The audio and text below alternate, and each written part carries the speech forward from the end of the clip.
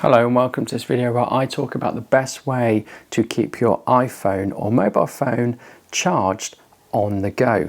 So these are MagSafe chargers and they just attach to the back of a modern iPhone and they start charging it. This one you need to press a button for it to start charging. It's not great, but eventually it starts charging through MagSafe.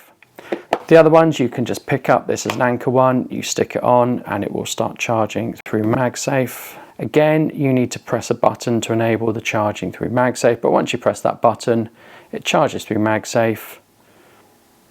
It's well held on and it's very simple.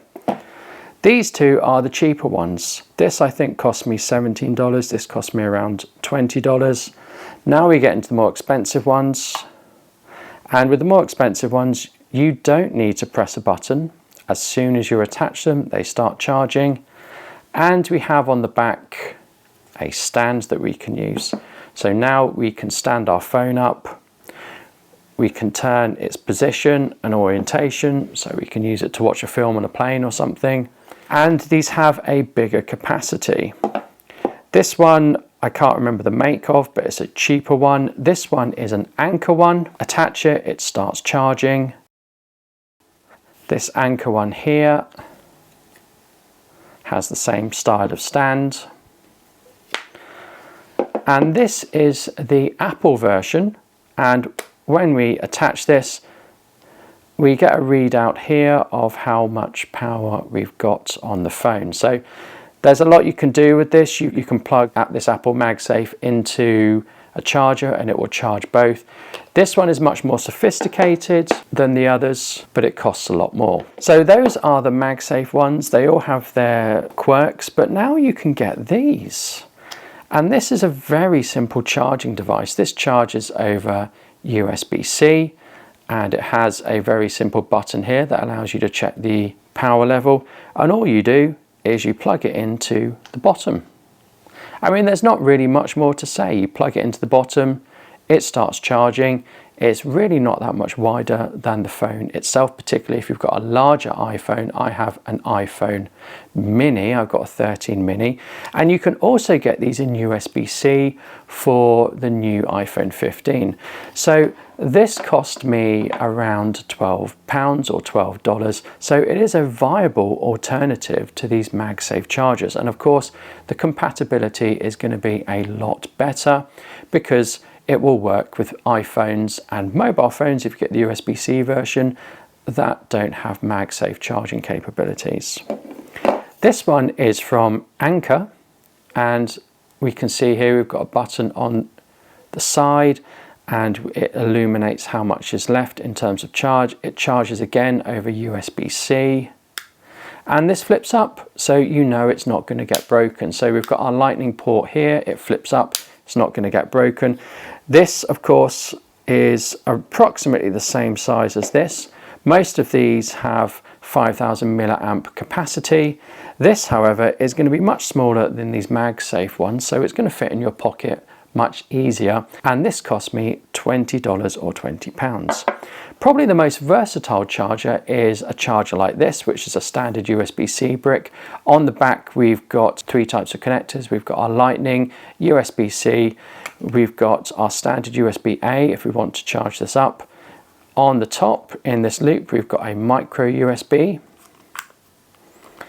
and it accepts inputs of USB-C and USB-A for charging, and we can plug in for charging any USB-A cable as well. This again costs $20 or £20. The problem is, while this is very versatile, it's very big. You can't fit this in your pocket. It's really a lot heavier and bigger than these ones, but it is much more versatile. So I do want to mention that this cheapest MagSafe one here does have some really odd quirks. So sometimes I charge it with the lightning port and it seems to charge up, and sometimes it doesn't, and sometimes I do exactly the same with USB-C. I've charged it for just as long as the other ones, but I've only got one little indicator light of battery level.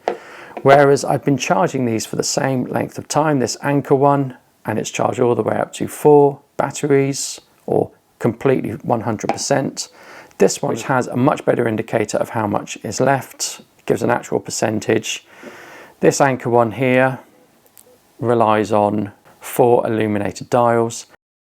And this one, when you pick it up, you don't know how much charge is in it. You have to connect it to your iPhone to find out. Now with these two, you can plug USB-C in and you can use that to charge something else. And these are the only ones that do that.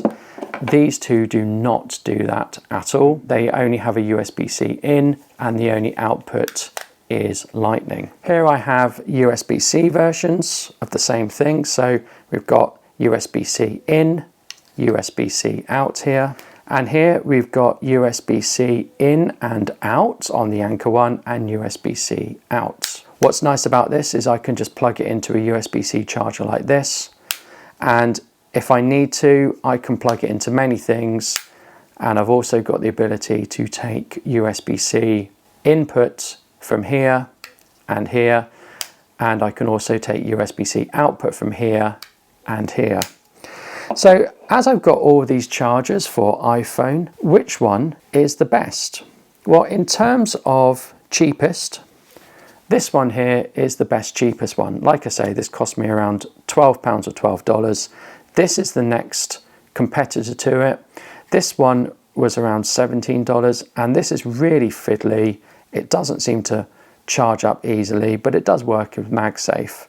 But in terms of comparing the ease of just plugging something into the bottom, like so, it plugs in, it charges, to compared to using MagSafe, there isn't really a great deal of difference. The only thing I prefer with MagSafe is that if I'm out filming, I can put a MagSafe charger on the back and I can continue filming.